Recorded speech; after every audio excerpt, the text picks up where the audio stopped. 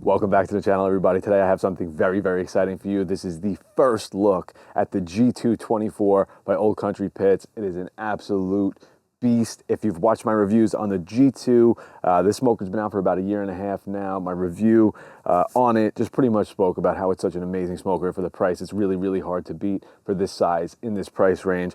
But what Old Country Pits has done is took it up another level, and they've brought it into the category of the Workhorse Pits 1975 and the Mill Scale 94. So I am actually super excited to get to show you guys this. This is the only one out right now. I get the exclusive on it. And today we're gonna go over all the new features, all the reasons why this might be the next backyard barbecue for you. So let's check it out.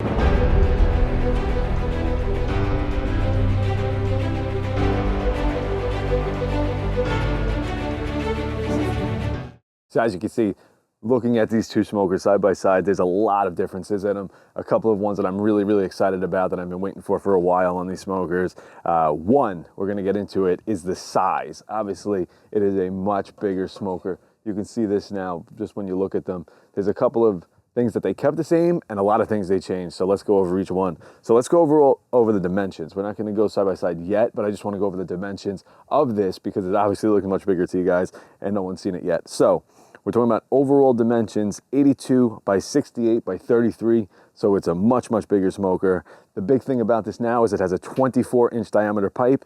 It is 48 inches across, 24 inches in diameter. So now we're in the category of the Workhorse Pits 1975, which if you watch my review on it, if you haven't, check it out up here. One of the best smokers I think ever made.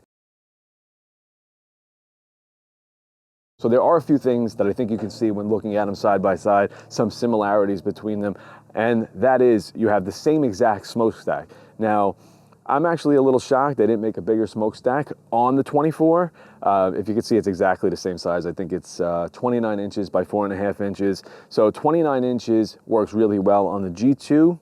But when it comes to the 24, and this is a rule of thumb, I think, I'm not a smoker builder, but from what I've learned is that you usually want the smokestack to be about 3/4 the width or more of the cooking chamber, which obviously we're not there. We're just a little over half with this smokestack. So I've been using it and it's actually been working really well. So it's not an issue on it, but it was actually something I was a little shocked about when I did first see it. So the other thing that you're gonna see, which looks very similar, is the Firebox. It's the exact same Firebox on both models. It's a 24-inch Firebox. If you haven't seen my discussion on it, you can see it again in the G2 video. We go over it in depth. I'll show you a few changes that they've made to it. As for the Firebox itself, it is still 3/8 inch thick steel total, so you have a 1/4 inch on the outside, an 1/8 inch on the inside, and 2 inches of mineral wool between. So it's actually really good for a day like today. When I did my G2 video, it was July, I think, and it was pretty hot out, so an insulated Firebox isn't gonna really do much then. But right now it's about 35 degrees out, it's chilly, so we're really gonna get to see today what the insulated Firebox does if you are in colder climates. So I definitely recommend checking out my G2 review video. I don't want to just make this a video where we go over the same exact things. I really want to make this a video where we show the key differences between the 24 and the original G2. So definitely check that video out if you haven't. They do look similar, but they do look much different. So one of the biggest things and my actual favorite improvement of the entire smoker, and one thing that I absolutely love and I'm glad they did, are the casters. These casters are great. They roll extremely well, and I personally just hate wagon wheels. I've never been a fan of wagon wheels. They get scratched up, they start to rust, they're just ugly, they clang around when you move it. I honestly have just never been a fan of them. You see them on tons of other smokers out there, and it's never been my thing. And Old Country Pits took that recommendation from a lot of people, put them on here, and I am just so excited. It has a much different bottom now. You can see the legs on this thing, much more solid, holding that beast up, whereas this, you have the smaller rounded pipes, you have the wagon wheels, and you have that little tiny metal wheel on the front. So it's overall just a much better experience when you're trying to move this thing around, or just, in my opinion, for looks, having it out on your patio. Another big difference that you'll see on the bottom, this has an entire shelf, a solid shelf on the bottom on the old G2, and what the new one has are just pipes that are going across. What I'm really hoping they do in the future, Enrique, I'm talking to you, is to put a wire mesh shelf on the bottom or some type of shelving on the bottom that's breathable, because a lot of people, including myself, like to put firewood under there and store it under there to be able to let it still breathe and get the air to it. And right now you cannot. I mean, you could put a few 2x4s and then lay them across, but I think that's really defeating the purpose, and it's really not going to make it look pretty. So That is something I really wish they did, and they do have it on other smokers. This one has the solid, which is great, and I actually really appreciate it. You can store things under it, you can store your wood. So that's one of the downfalls, I think, of this smoker, but I will take it for the casters. All right, so let's move this thing out of the way, get the big dog in, and start talking about some of the really new cool features that I'm excited about. All right, so some of the key differences of the 24 compared to the G2. This does have a removable baffle plate that the G2 has, but the G2 also had a tuning plate. I honestly didn't use either of them, but the nice thing is from the Brazos, which we talked about in the G2 video, which is made by Old Country Pits, that had a baffle that was actually stuck to. It was welded inside, you couldn't remove it, which a lot of people didn't like. So they did upgrade that in the G2, and in the G224, they did that as well. They don't have the tuning plate, but again, I personally don't use it, and I don't think it's needed for this.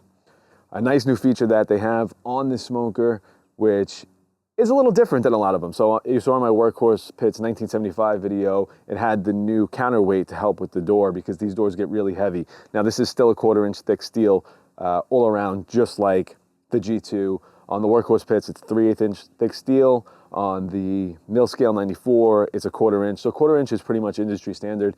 That means these doors are very, very heavy. So what they've done instead is they've added this new spring system that helps the door go up instead of using a counterweight like some of the other companies use.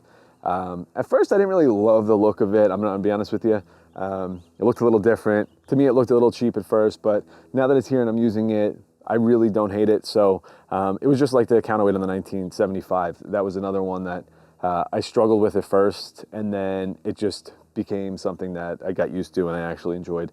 So this is actually the new handle system, the new spring-loaded system that helps lift this lid up and make it much easier to use. So we'll do exactly what I did in the 1975 video, and if you haven't seen it, I would check that out because it's a really close competitor now to this, and it has a lot of similarities, a lot of differences, but a lot of similarities. And I think this is going to be something that most people are going to start comparing to, the 1975, the mill scale 94. So I would definitely go check out that video. I'll link to it above. So let's just see, just like I did, we're going to see how easy this is to open. It's a heavy, heavy lid. If it didn't have this system, it would be extremely heavy to lift. So I'm going to use one hand and I'm just going to try to throw it up. So as you can see, it actually works really, really well. It's different. It's not a counterweight. It does sit up well. It was easy to lift, so I mean, I think it's definitely a plus and definitely something nice to have on this, and it's going to make it really easy, especially for people that maybe aren't strong, had some surgeries in the past, women who are going to use this that just aren't strong. And I'm not trying to be sexist. I'm just saying it's, you know, my wife does struggle with some of my smokers that don't have this, and she actually gets this up really easy. So for anybody, and including myself, that just doesn't want to battle this thing all the time. Now, there is one thing I noticed, and I think it'll get easier over time, and I think it has to do with the paint, is that it's actually a little hard to pull down. So we've solved the problem of going up, but we've actually made it harder, I think, going down, because now we're fighting that spring. So all I do is put my foot right here on the bottom and just throw it down. It actually works really, really well. So another thing, actually, while I have this open that I could show you that's new on this one that isn't on the old G2, and I honestly think it's because of the spring system and the weight of it probably doesn't seal as much as the G2 did, is they've added a gasket now underneath the lid that helps it seal. So you'll see as I bring it down, it's a little smoother sounding. You can hear it seal up, and that's just going to help, obviously, not let any smoke out of this cooking chamber. So as you can see, we have the same 3 tilt-through thermometers that we do have on the G2, pretty much in the same position, just obviously a much bigger cooking chamber. We have a smoke collector here that's actually very similar. It doesn't go and cross the entire cooking chamber, just like the G2 didn't, but it never wound up being a problem. I don't know much about these, but it actually works well and hasn't been an issue. I know on some smokers, they go across the entire width of the cook chamber. But again, it doesn't have any issue there. We got the handle on it to help move it around. And again, same size smokestack with a coiled cool handle to adjust the dampers on it. So another really nice feature that they've added, instead of having the straight down drain valve, they've actually put it on a 45-degree angle. So what I've actually done is put a 45-degree elbow on here along with the ball valve that I showed you guys on the G2, and it works really, really well for, one, not letting it drip when you're moving it around, or if you're over something that you don't want it to drip on, you can close that valve and open it back up. and you can also hang a bucket on it, which is really, really cool. So it just lets it drip right in the bucket. So instead of just putting a pan here on the floor or some other way that you close it off, this actually works really, really well, and I'll put a link again in the description below so you can check it out if you want to add that to your smoker. It works really well on this and the G2 and pretty much any other smoker out there that has a drain valve like this that you can thread something onto. So this is probably going to be a little hard to see in the video, but this doesn't have the rack like the G2 does. I'll show you a picture of that now. This has this new ash collector, which is really neat because obviously we have this lip here that I explained in the G2 video that I'm not used to. It's there so it helps block any ash or anything from falling out, but on most of the smokers I've used, I just scrape the ash right out into a pan. So this was a little different for me. It's not a big deal. You just get a hand scraper and scrape it out. But what's cool about this is once the ash is on there and your fire is out, you can pick this up right out and dump it out. The other cool thing about it is you can actually, if you use bigger pieces of wood, now these are 8-inch pieces, so it's not going to actually fit there. But if you have a 12-inch piece, you can lay it right across here and get the coals underneath and light it up on fire. So it's actually like a 2-for-1 thing, which is really neat. So you're not going to get the rack like the G2. I don't think it's an accessory. They're probably just not going to include it. But I actually do like this better. I didn't use the rack, as I mentioned in the other video. You have your 1/4-inch steel, your 1/8-inch stick steel, 2 inches of mineral wool between, and that is your insulated firebox. It's the same exact firebox as the G2. I'm a little shocked they didn't make it bigger. I do like bigger fireboxes. It allows me to keep the fire away from the cook chamber a little more and not have it going directly in, but it actually does work pretty well. The other change that we're going to see besides everything else is you also get this cool touch coiled handle as well here, which it was just a piece of steel on the last one. This was cool steel, you know, you're getting a little closer to the fire, but this is actually much nicer because this did get hot on the G2. So that's a nice feature on this new one. I don't know if they're going to be upgrading the G2 to add these new handles. We'll find out. I'll let you know in a story or a video coming up with some updates, but this is a nice feature to have on the new smoker. So let's go over some questions that I know most people are going to have about this smoker. The price. Now this is the big thing. The price, which I'm actually really shocked about, is $24.99. This should be out sometime in April or May. And for the price, if you remember, the G2 was at $18.99, so we're talking about $600 more. You're getting a 24 by 48-inch cook chamber and all the extra bells and whistles that this thing has. So that's something to consider. And then when we're comparing the Workhorse Pits 1975 and the mill scale 94 gallon, which we're going to get to shortly, that's where this thing is really going to shine. So again, it's going to retail for $2,499. It does use Rust-Oleum high heat paint, just like the G2 did, and a lot of their other smokers have. So this is something that you're actually going to pay a premium for when it comes from other companies. But again, we're using Rust-Oleum high heat paint, and when you get something like the mill scale 94 where you're upgrading to get the nice paint job, it's almost like getting a paint job on a car. So I think it's a little different, but I personally do like painted smokers, and that's just a personal preference. Everybody has their preference. My 1975 is obviously raw steel with linseed oil on it, and you know, it does get rusty. I do have to maintain it, so it does get surface rust sometimes. It did have, you know, some surface rust underneath the linseed oil coating on it, so I did have to take that off. I had to get it out, and then I had to obviously re-season it. So for me, it's more of a pain in the butt, especially when it comes down to the legs or the wagons. That's more of a headache. So I actually personally do like the painted, and when you have covers on them, you know, they last a ridiculously long time. So it's not going to be an issue of does it last longer. I mean, you can just hit it with some Rust-Oleum paint you can buy from the store, touch up anything you need to, and it's going to look exactly as it did the day it came. So I personally like it, and it is nice that it comes painted and that you don't have to pay extra for that. Does it come with the thermometers? No, it does not. Just like the G2, they do not come with the Tell-True thermometers. These are going to be something you want to buy separately, fairly inexpensive, and I think for the price of this smoker, it's fair. It's fair. You know, some smokers do come with them, like the 1975 did, but again, you're going to have to buy these if you want. You don't need to buy all three. Some people don't even use them, honestly. You can obviously use internal thermometers that you want to put in there. That's completely fine as well. I do that when I'm cooking and testing out smokers, but I do like to have it, and I think it looks really nice with it. So again, it's if you like using the gauges, you're going to need to purchase those when you get it. As far as the cooking wood goes, personally, I've been using 8-inch splits on this. I use the 8-inch splits on the G2. Again, it's the same size firebox, so it makes sense probably to use the same size wood. You can step it up to 12 inches. They do work as well, but I do find that the 8-inch splits work really, really well. And I get my splits from Butler Wood. Let me show you these. These are absolutely amazing pieces of wood. They're seasoned, they're not kiln dried. They're just absolutely phenomenal, and you can watch it again in my G2 video. I use them for the smoker when I run out or I don't have them on hand or I just want to get them. They'll ship them right to your door. It's fairly cheap for the price compared to other wood that you're going to find out there online, and it's just really, really good wood. It's post oak. You can get it in tons of different types of wood, and again, I highly recommend it. So I'm going to put a link below. I think you can get 15% off with that code that I'm going to leave there for you. So definitely check it out. If you're looking for wood, again, you can get bigger splits. You can get 16 or 8. I use them on the Workhorse Pits 1975, the 16s. On this smoker, I actually use the 8s.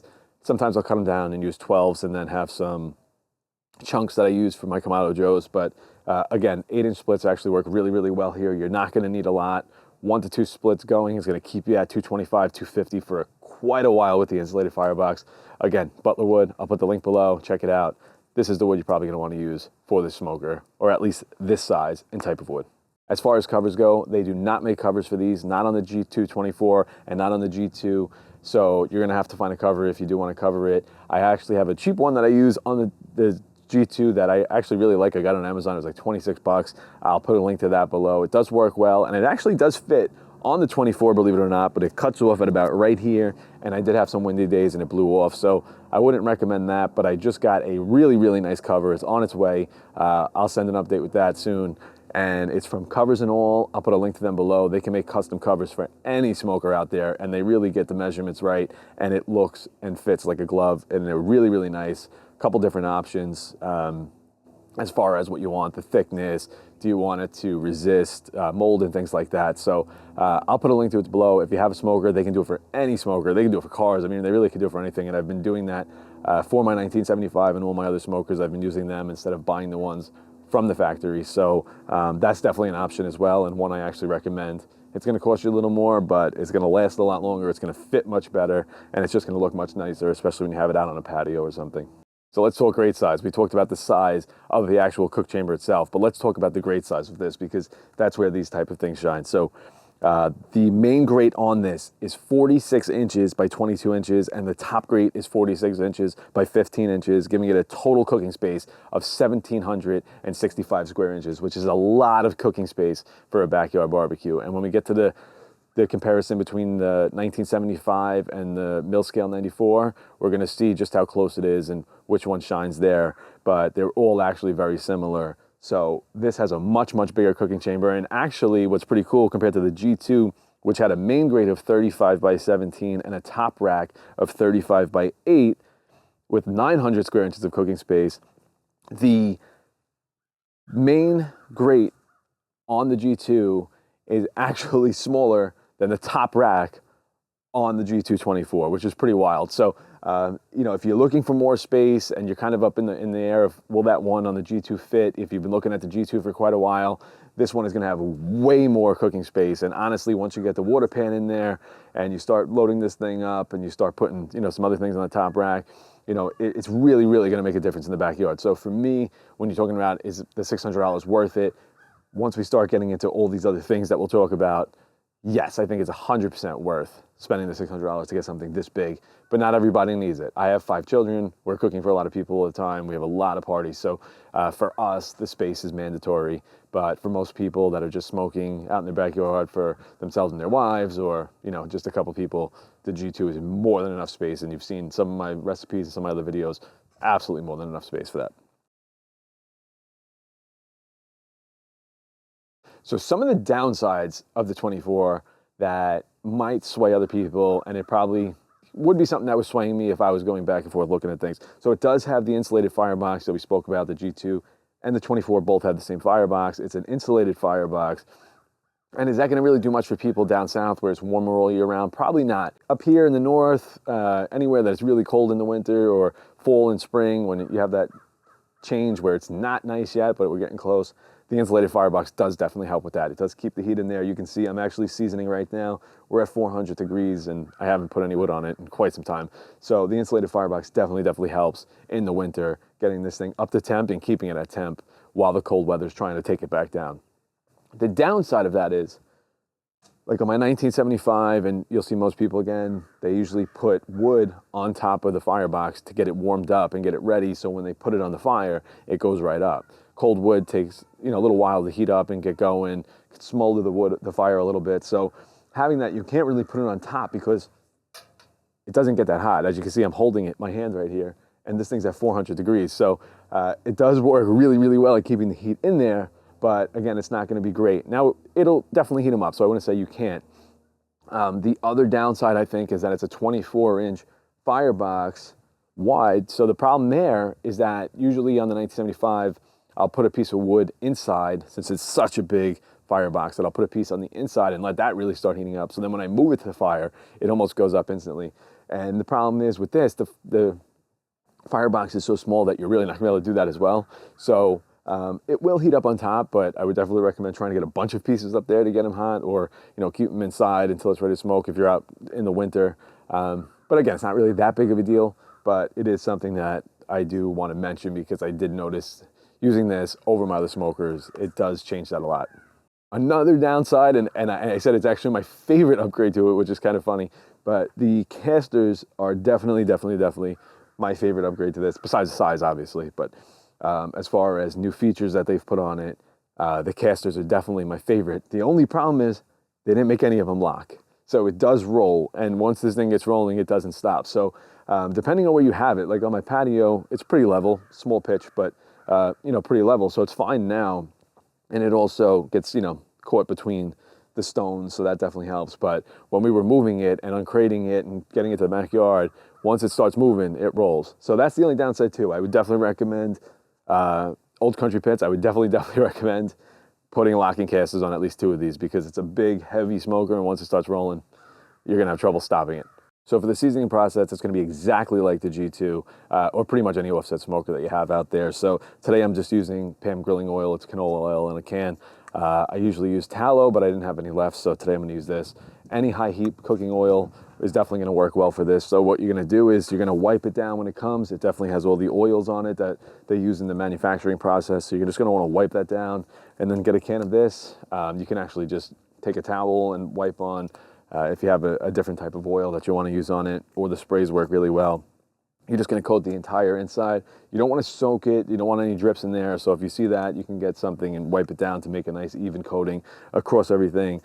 I'm just gonna spray it on here, and then we're gonna run it really high heat. So I'm running it right now at 350 to 400 degrees. I'm gonna run it like that for about 2 hours. You're gonna see a lot of smoke in the beginning, and then eventually it's gonna obviously fade away. The polymerization is gonna start. You're gonna see the oil start to solidify, and at that point, that's when you get that nice seasoning on the inside of the smoker. Again, the nice part on the outside is it's painted, so we don't have to worry about it, so it's not gonna take much here. And then every few months as you clean it, just put another coating on, get the heat up there, and then obviously you're gonna be set. So it's actually very, very simple. We'll do that now, and then we'll get back to the review.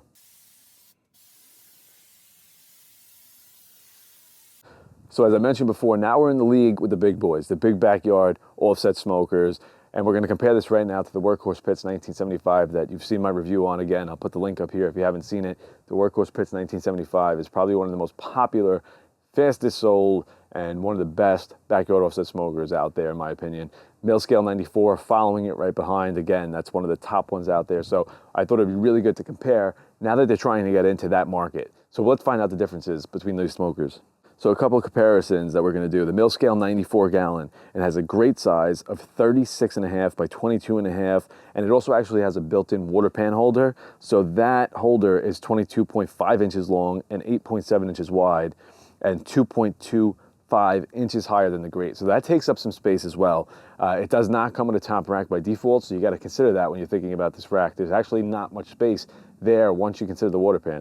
There is enough space obviously to smoke a few briskets and do things, but again, when we're comparing all these smokers together, that's something definitely to consider. The Mill Scale is a 1/4 inch thick steel, just like the G2 and the G224.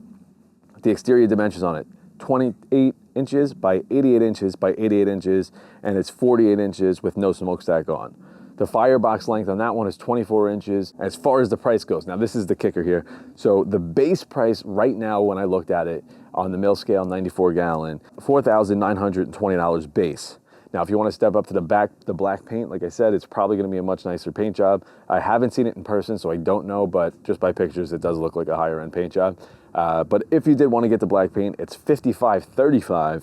And if you want to add the upper cooking grate like this comes with, it's actually $480 more. So you're probably at about $6,000 right there just for the mill scale to compete with this smoker right here. Now, that doesn't mean the mill scale is not nicer. It doesn't mean it's not better. I just want to give you specs so you can compare what actually would work better for you and for your budget.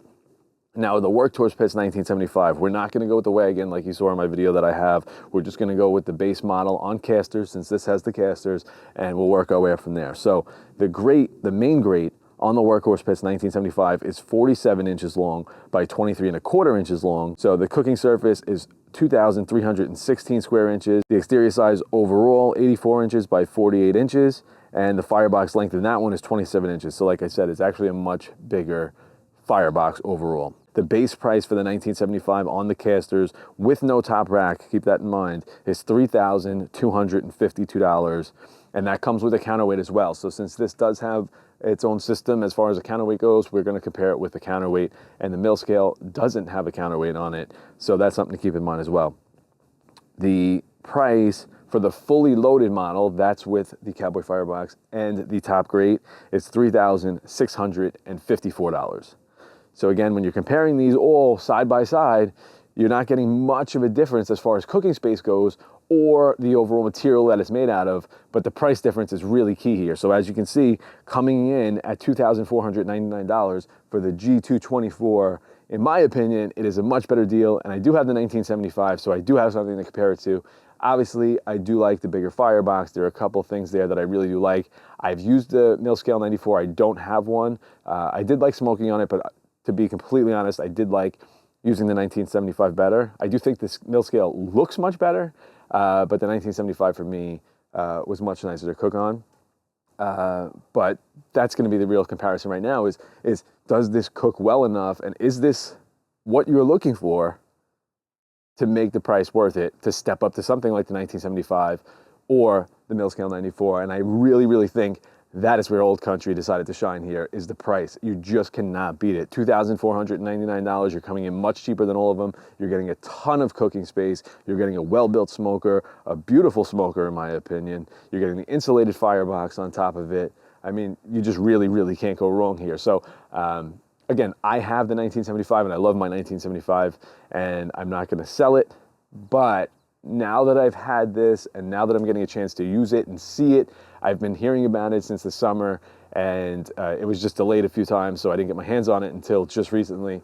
But now that I get to look at it and see it, I'm definitely going to keep this smoker. I could see myself using this a lot more than my other smokers, and I think for the price, when you're really comparing it to these, it's obviously going to be for you to decide what you want to pay for, the looks, the quality, everything else. But to me, for $2,499, I don't think there's a better smoker out there, and I really, really think once you start stepping up to the 3,000s and you start comparing, is it worth another $1,000 more to get a 1975, and is it worth a few $1,000s more to get a few $1,000s more to get a mill scale 94?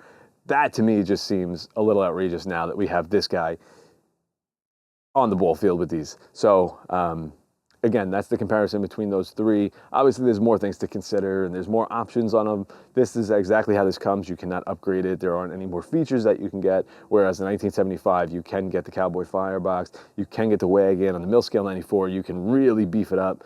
It's going to cost you, but you can really beef it up and make it one beautiful smoker. So again, budget is going to decide, but to me, for the cooking space on this, the way they cook, you know, the G2 exactly the same way. The G2 cooks beautiful, beautiful, beautiful barbecue, and so does this. So again, that's on you, but for $24.99, personally, I think this can't be beat.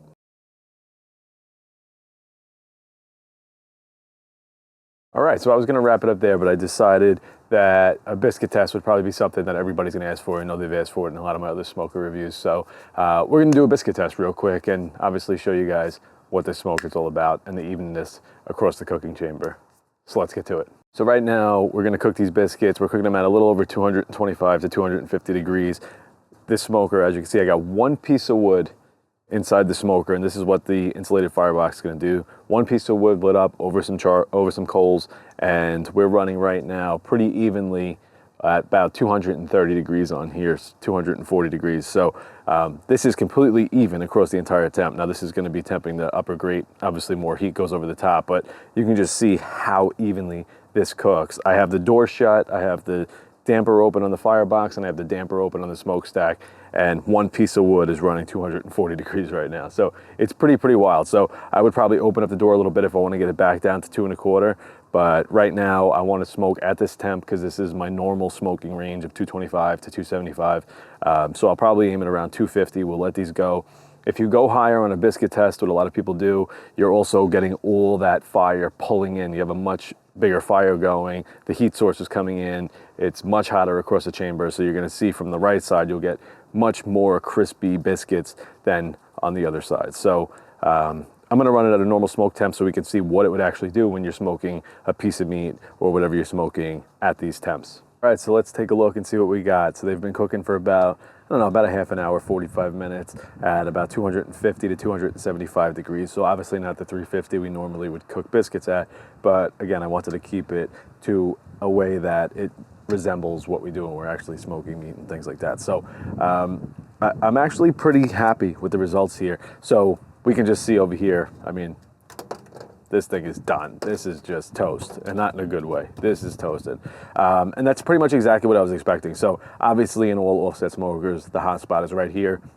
You have the firebox and the heat coming in, so it's gonna cook. But this actually cooked way more than I was expecting. So, and that's pretty much what I think about what I was saying before about the size of the firebox. Since it's a smaller firebox, obviously the heat's gonna be closer to the cooking chamber, and that fire is going to pull in, and this is going to be a lot hotter over here. So either way, you're going to have a water pan in this area most likely, so it's not an issue. All smokers are going to be like this, but it's definitely a lot hotter right here, and if the top rack was in, you're probably going to get it here. Now it does have the removable baffle, but if you had it in, all it would do is shift the hot spot, so you now have a hot spot probably right here, which is exactly why I don't use it. I just keep my water pan over here, and I focus on this area of the smoker, and then the top rack as well. So as you can see, these all look, I mean, they're almost identical. This one has a little bit of burn on the front. Again, that's expected, and then you got a little dark spot here. So it's really just this range right here. This one looks pretty consistent overall, so I'm happy with that. These are all pretty much identical. Back here again, this one has a little bit of smoke coming in, a little bit more cooked on this corner. I don't know if that's again because the smoke collector doesn't go across the entire width of the cooking chamber, but always on every offset smoker as well, on the edges, you're gonna have a lot more heat. So all in all, I mean, this is really impressive. This is pretty much even across the entire smoker. So that's a big win in my book. Again, like I said, you just really can't beat these smokers. Again, I do wish the firebox was a little wider, so we had more room and we can move that heat source away. But again, if you have the water pan in there, it's not going to make a big difference. So this thing is just absolutely amazing. And you know, like I said, you know, I had it running consistent temps across the board, 275, pretty much nailed on both ends. So this is exactly what you're getting. It's not like it was hotter here. It's just that source of heat coming in much faster right here. But this overall looks really impressive. So before I wrap this review up, I want to share a couple of my favorite tools that I use when I'm smoking. It just makes a world of a difference, and I've seen other videos in the past that people share things and they've actually made a huge difference in my barbecue, so I wanted to share a couple with you. One is the grill gun. I'm sure you've seen this online if you haven't. It's just like a weed gun. It's extremely powerful, helps me light the fires really quickly. If, you know, there's a point where it starts going out or struggling, I just hit this open real quick and get it back up to speed. So this is actually really cool. You can hook it up to a large propane tank or the smaller propane tanks. You open it up, get the fire going, and just light this thing up. So you can see how powerful this is. It's actually really fun to use. People love it. Always the talk of the barbecues when I pull this out. So this is the grill gun. I'll put a link below. I think I can get you guys a 15% off discount if you want to check it out. Again, you can use a weed gun, or you can just use normal fire starters if that's what you use. But this has actually been really fun to use. It works great on the Kamado Joes and everything else to get the charcoal going really quickly without waiting for those fire starters to get the charcoal lit. Another tool that I really like to use, this is a portable battery operated vacuum. It works really, really well, again, for getting the ash out of the smokers, when you're cleaning out the inside of your cook chambers. If you're using a Kamado Joe, you want to get the charcoal out underneath without having to pull it all apart. This actually works really, really well. Sorry for the wind if it's destroying the microphone right now. Again, it's battery operated. It's a little pricey, but it's much easier than having one that you have to plug in and drag around with you. I have a giant shop vac that I used to use, and it was just a big pain in the butt. This thing, I can carry it around. I can clean out my car. I can pretty much do anything with it, but it's really nice when I want to clean out all my grills and smokers. So that's the Ryobi vacuum. And the last thing that I wanted to share with you guys that I use, I know there's a lot of barbecue mitts and people use tongs and different things for their fires. I actually use welding gloves, and I'm not a welder, so I don't know much about them, but the heat that it can handle is actually pretty crazy. So I can just reach in there, grab some logs. It covers most of my arms, so I'm not burning this part when the fire's hot, or I'm cooking something at a much higher heat.